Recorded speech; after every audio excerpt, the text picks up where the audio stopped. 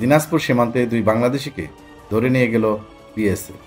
প্রতিবাদে দুই ভারতীয়কে বিজিবির হাতে তুলে দিল গ্রামবাসী। দিনাজপুরের বিরল উপজেলার সোনারপুর সীমান্তে ঘটে গেল উত্তেজনাকর এক ঘটনা। ভারতের সীমান্তরক্ষী বাহিনী বিএসএফ পারুলিয়া গ্রামের দুই বাংলাদেশি কৃষককে সীমান্ত এলাকা থেকে ধরে নিয়ে যায়। এর প্রতিবাদে স্থানীয় গ্রামবাসী পাল্টা পদক্ষেপ নিয়ে দুই ভারতীয় নাগরিককে আটক করে বিজিবির হাতে তুলে দেয়। জানা গেছে, পারুলিয়া গ্রামের এনামুল হক ও মাসুদ রানা নামের দুই কৃষক সীমান্তের কাছাকাছি নিচু জমিতে ধান কাটার কাজ করছিলেন।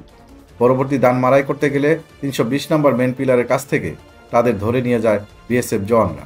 স্থানীয় এক কৃষক জানান, আমাদের পাকা ধান ছিল, নিচু জমি থেকে উঁচু জমিতে মাড়াই করতে গিয়েছিলাম। এ সময় ৭-৮ জন ছিলাম, কিন্তু বিএসএফ আমাদের মধ্য থেকে দুজনকে ধরে নিয়ে যায়।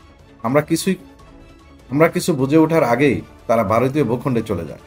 ঘটনার তাৎক্ষণিক প্রতিক্রিয়ায় গ্রামবাসীরা সজাগ হয়ে ওঠে এবং সীমান্ত এলাকায় কর্মরত অবিষ্ঠ ও ফিলিপ সরেন নামের দুই ভারতীয় নাগরিককে ধরে বিজিবির কাছে হস্তান্তর করেন। তারা দাবি করেন, ওরা আমাদের গ্রামে এসে কাজ করছিল, আমাদের কৃষক ভাইদের ধরে নিয়ে গেল।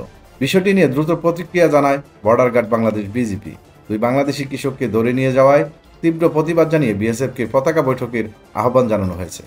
এদিকে স্থানীয় প্রতিনিধিরাও ঘটনাটির নিন্দা জানিয়েছেন। তারা বলেন, বিএসএফ এক ধরনের আগ্রাসী আচরণ করছে, যা দুই দেশের সীমান্ত শান্তির পরিপন্থী। আটক ভারতীয় দুজনকে বিজিবির হেফাজতে রাখা হয়েছে। স্থানীয়রা জানিয়েছেন, তাদের ভালোভাবে রাখা হয়েছে, খাওয়ানো হচ্ছে, কোনো রকম হেনস্থা করা হয়নি।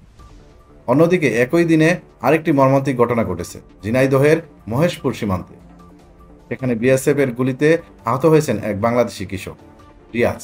বর্তমানে তিনি ঢাকার মেডিকেল কলেজ হাসপাতালে চিকিৎসাধীন রয়েছেন বলে জানিয়েছেন তার স্বজনরা। এই ধরনের ঘটনায় দুই প্রতিবেশী দেশের বন্ধুত্বপূর্ণ সম্পর্কের জন্য হুমকি স্বরূপ, এমনটাই মত সাধারণ মানুষের।